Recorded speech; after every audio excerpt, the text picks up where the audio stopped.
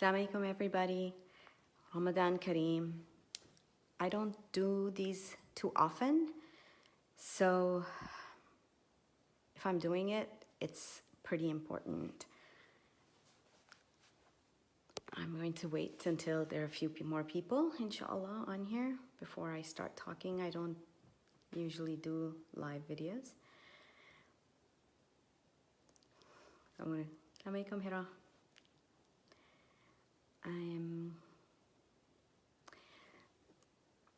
So the reason I'm doing this live is because we have 3 million, not a couple of hundred, not thousands, millions of Muslims in concentration camps in East Turkestan, occupied East Turkestan, under Chinese regime. And I know it's hard for us to imagine it and think, what can I even do? What can I do? Assalamu alaikum, Aisha. I am here to tell you, you can do something. There's several things that you can do. So I'm going to start off with the very first one. We need to stop purchasing from China. As businesses, as individuals, as households, as countries, we need to stop until they stop putting Muslims, our brothers and sisters. Imagine if this was your uncle, your chacha, your khala, your auntie, your niece, your best friend. And this is not just one person, right? Every Uyghur, every one of them that I have ever talked to has neighborhoods, families filled. I mean, like they can count down like hundreds of people that they know and love who are right now in these concentration camps. And what do we mean when we say concentration camps? Listen to the testimonies of the people who have come out. And they're not just Uyghurs, they're Kazakhs, they're Uzbeks. And you know, these nation states that we made up, East Turkestan, Pakistan, you know, imagine, forget that, forget all of that for 1 minute. Just think, this was the land of Imam Bukhari. Every day in Ramadan, you're going to take out a hadith or act on a hadith that was relayed or to us by Imam Bukhari. This is how old Islam is in that region. For 3 years, I remember when the reports first started coming out where you saw imams dancing on the streets and you saw people not being able to fast. And I remember a friend of mine in Los Angeles who was Uyghur, and I remember this like around 12 years ago, and how she told me her story about when she returned back to she started wearing hijab and learning about Islam when she went to university in Beijing. And then she learned about it, and she went back home, and her parents were like, what are you doing? Someone's asking, what does this talk about? I'm talking about Uyghur Muslims in East Turkestan. That's what I'm talking about. And I cannot go in one more day this Ramadan, one more, without some massive action, some reaction from the Muslim community. I mean, all I see is like these posts and, oh my God, that's so horrible. Or we say like, oh, this is, you know, I see on my news stream, like my relatives and people in China in Pakistan saying, oh, this is American propaganda. Really? It's American propaganda? Do you know how many Pakistanis have Uyghur wives who they cannot be in touch with? ये सिर्फ पाकिस्तानी, ये सिर्फ American propaganda नहीं है. आप आके इधर Uyghur मुसलमानों से मिले जिनके माँ बाप बहन भाई रिश्तेदार नेबर्स, और अगर पाकिस्तानी ये समझते हैं कि उनके साथ नहीं होगा, तो कसम खुदा की 70 years ago अगर किसी उइगुर से पूछते कि आपको ये लगता है कि आपके साथ ये होगा, तो फिर I'm serious. Like, we need to be real about this. Pakistan, I know China is investing thousands and thousands and thousands, millions of rupees into our economy in Pakistan. But seriously, Allah ko kya jaake jawab denge? I can just imagine the day 30, 40 years from now where your child, your grandchild sitting in America and saying, oh, biryani is a Pakistani dish, samosa is a Pakistani dish, it's not a Chinese dish. Because that's what my Uyghur friends say. You know, when their culture has been co-opted, when their inventions have been co-opted. And this is not hate against all Chinese people. So many Chinese people are being subjugated and oppressed.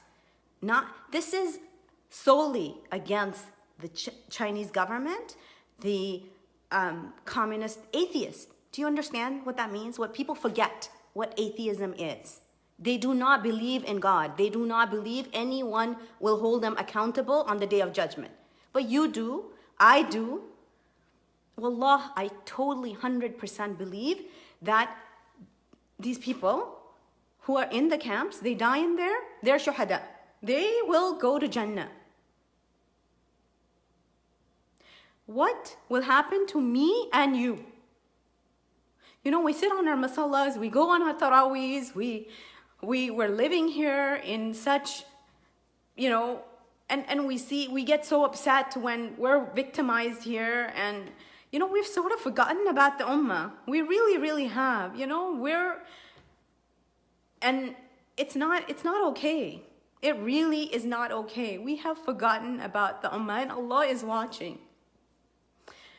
You know, I've dealt with the Rohingya genocide as a Muslim, and our sort of like laissez-faire attitude towards this is what makes me really, really upset. Because this could be us, and we keep thinking it's some other, it's somebody else, something far away. Yes, Uyghur Muslims are far away, but they're relying on us. Like, who's gonna come out? Who's, you know, and we keep forgetting. Like, I hear people say, oh, it's so hard, right? And it's such a big superpower. How can we do anything? Have people forgotten what happened to Soviet Union? Have people seriously forgotten what has happened to the Soviet Union? Is there a Soviet Union that exists today? No. And this I mean, the efforts were made, right? It didn't just happen in a vacuum. So I'm going to say this again and say it again and again and again. You have to make your efforts in whatever way you are. Maybe you have a really good relationship with someone in China. Maybe you're in China right now and you have contacts. Use those contacts. Maybe you're doing business deals with them. Use your contacts. It doesn't always have to be adversarial. Some people can push and some people can pull. But we have to, as an ummah, we need to make an effort.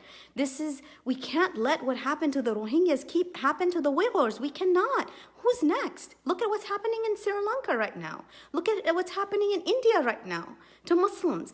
We've become so used to, you know, we're fine, right? And where we are, we're fine.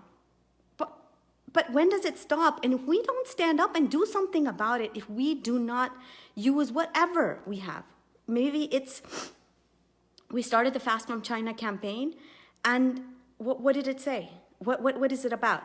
And people keep telling me, oh, that's so hard, and everything's made in China. And yes, maybe it is, but it's hard to fast and give up food and water too, right? We do it in Ramadan. We're able to do it. Why can't we do this? Why can't we for our brothers and sisters?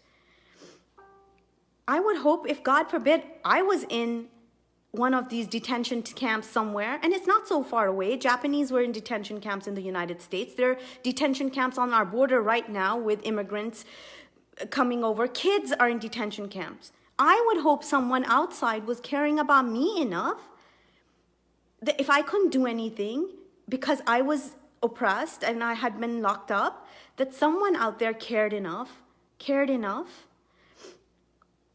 So one, stop, seriously, it will not kill you. There are alternatives out there. Let people know, stop buying Chinese products.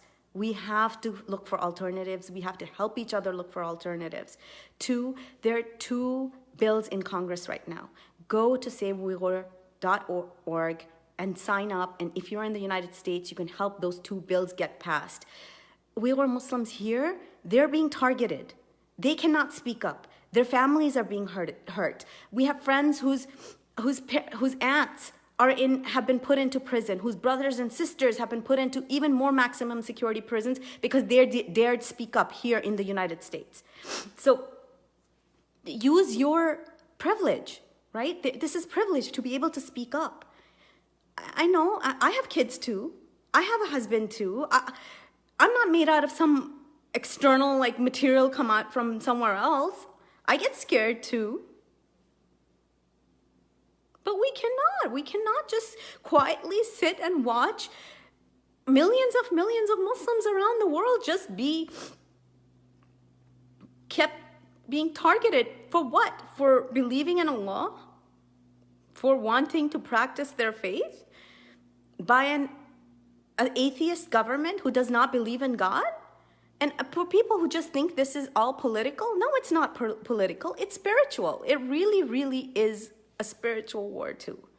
You have to keep them in your du'as. As you're making Ramadan du'as for yourself, you have to keep making du'a for so many of them. You know, and it started this way. It started with only the religious being targeted in the beginning, right? And now, like you say salam, you send someone a salam and you're sent off to concentration camp. You cry at a funeral and you're sent off to concentration camp. You cry after saying goodbye to your brother and you're sent off to maximum security prison. You know, Allah subhanahu wa ta'ala said that this world is strange for the believers. You know, it's a prison for believers. Subhanallah. That really, I don't know. I don't do these often, but seriously, you know, I keep thinking if we were women, right? We were living in East Turkestan. Right now, my husband, would have been in concentration camp. My children would have been sent off to an orphanage. I would have had to live with a Han Chinese atheist man who doesn't believe in God in my house and made to accept him as my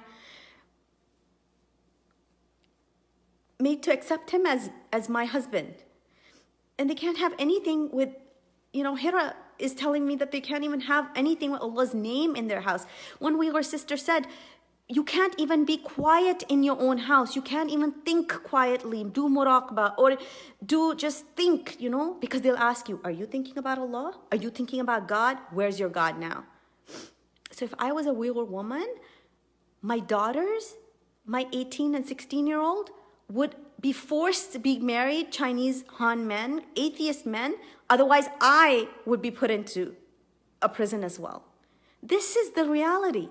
This is the reality. And we keep reading, you know, I keep seeing people share posts and, you know, comment online, and that's it. Like they've done their job. Allahu Akbar. We are done, and we can post these,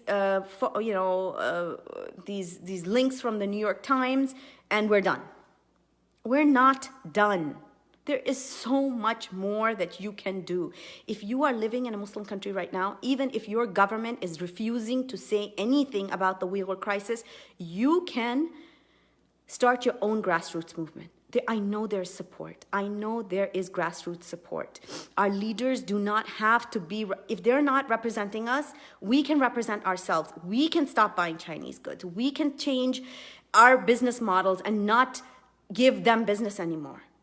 We are their biggest consumers, United States, and then the Muslim world. I mean, we're buying masallas from there. We're buying janamaze, tasbih. Seriously? Why are we buying tasbihs from China? Why are we buying masallas from China? I need to know this. I need to know why. Like, it makes no sense whatsoever to me. I don't know. I know I got like a little emotional today because I want you to read, like just listen to what a really, really good mentor of mine, he's a NASA scientist and he's Uyghur himself, and he's been so instrumental in educating me. I just want you to listen to what he has to say. The Chinese government is using chemical weapons on the Uyghurs detained in concentration camps.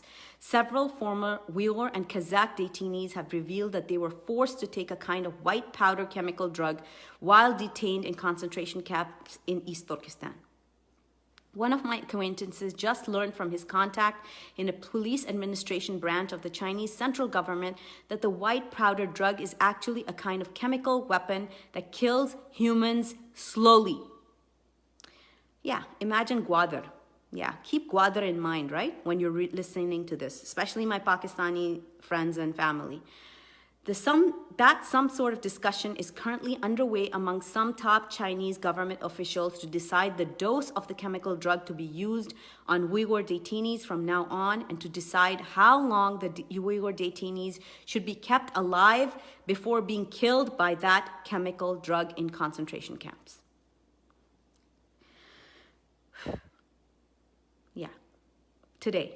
This is a Holocaust. A Holocaust. I'm not even kidding you. I do not have any other words to describe this. And people in all countries around the world who are, and I don't know how to fight this because a lot of people will dismiss me as an American activist and, oh, this is American propaganda. Wallah, I hear this from Uyghurs living around the world, and not just from now, for years. For years, we've been writing about this on Muslim Matters. We've been sharing this. We started the campaign, Save Uyghur, and it's hard. And I talk to Uyghurs themselves, and they're so traumatized, and they feel so guilty for being survivors, right? Because they survived while hundreds and thousands of their friends and relatives and family members haven't. They haven't been, they get excited when they see, subhanAllah. I can't tell you, one of our Uyghur brothers here, he hasn't seen his mother. Like, he hasn't talked to his mother for 3 years. Like, imagine you couldn't talk to your mother for 3 years. You don't know whether she's alive or dead. Doesn't matter if she's elderly. She's going to be in a concentration camp. Let's just think about that. He goes on to say, another acquaintance of mine has learned directly from a young male Uyghur who was locked up in jail for several years right after the July 5th, 2009 Urumqi massacre. Urumqi is a city, main city in East Turkestan, that he was forced to take white powdered drugs every day in the jail. And each time the drug froze his nervous system, caused his body to shake severely and to lose strength. The Chinese government has collected the DNA and other biodata from all the Uyghur population in East Turkestan. Some Uyghur scholars and professionals abroad have speculated that such DNA and other biodata being used by the Chinese government for organ harvesting and for conducting biological experiments on Uyghur detainees. 3 million organs. Yeah, organ trade, organ harvesting is a huge trade right now.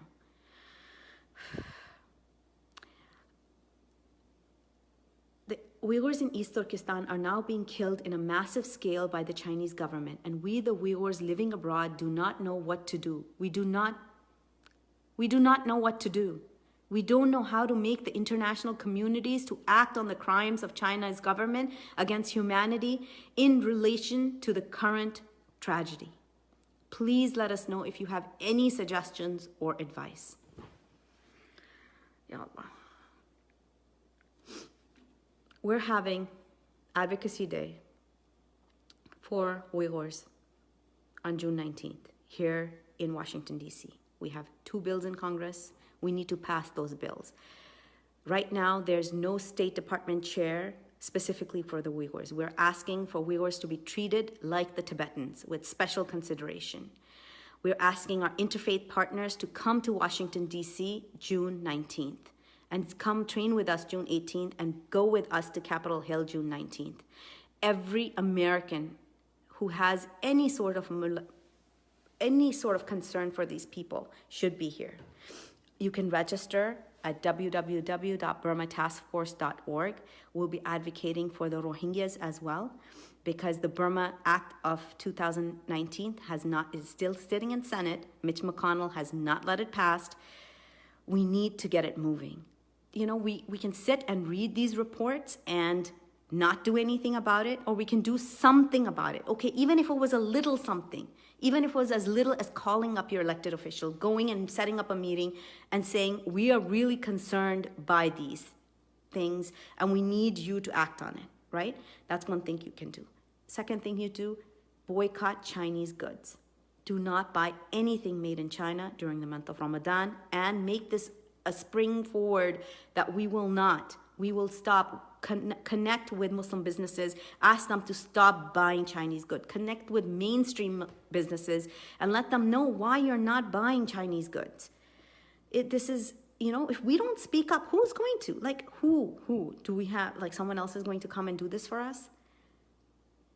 You know, I really, really believe in spiritual activism, that you keep Allah in your mind, you keep God in your mind, and you work towards a cause. Allah is in control. We know that today there's China, tomorrow, you know, just like Soviet Union, no more, you know, Soviet Union's not around anymore.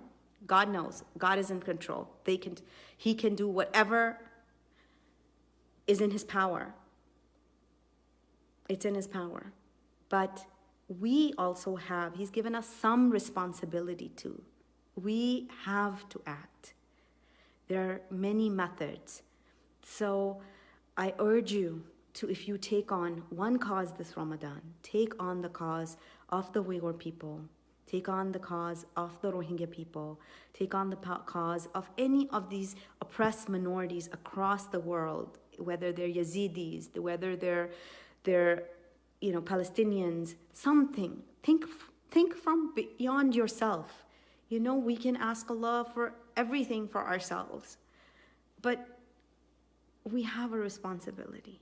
And so I'm going to stop here because I keep going on and on and on, and I don't usually do these lives, but especially I'm seeing folks from Pakistan on my newsfeed right now.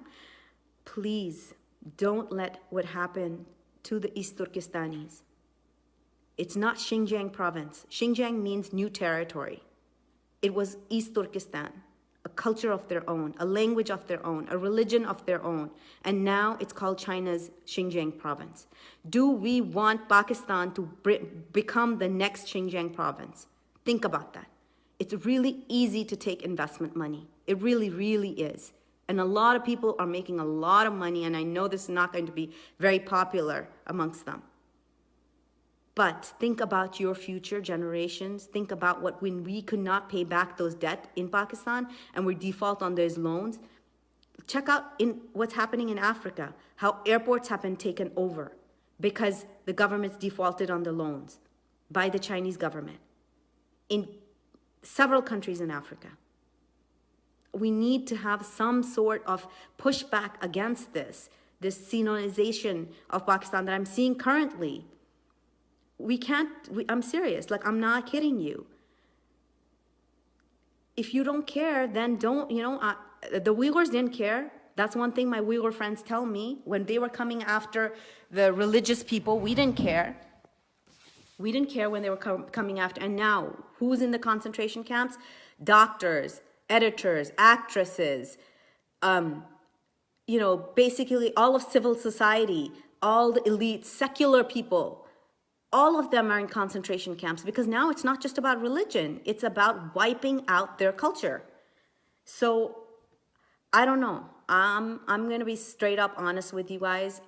People are like, oh, don't spread fitna and, we need to get away from American dollars. Fine, get away from American dollars. Build up Pakistan. I don't mind, sure. We want that. We want Pakistan to be standing on their own 2 feet. But seriously, do not leave the enslavement of one superpower and become enslaved to another superpower. think wisely. You have, I mean, it's just right across the border. This is happening right across the border. How quickly can it come to Pakistan? How quickly? Think about that.